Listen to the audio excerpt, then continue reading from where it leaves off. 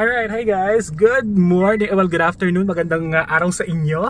Welcome back to my vlog. Alright, so I'm documenting this. Today is Tuesday, October 14, 2025. Ngayon ako ay narito sa sasakyan sa harap ng isang mall. Bakit ako nagvo-vlog today? Dahil may tinry akong bagong racket, mga Bashwats.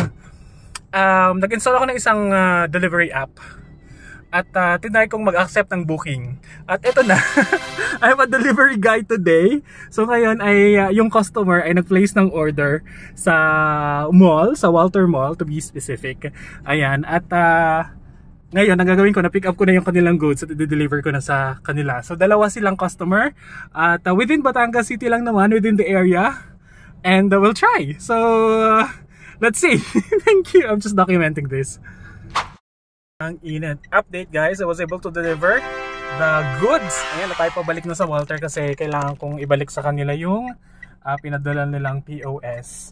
Kasi yung both deliveries are card payments. O siya, update ulit ako later. Bye!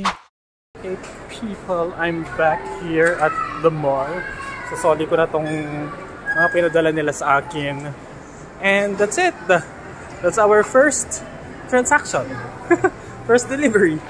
As a delivery boy. Delivery boy na po si Joey Boy.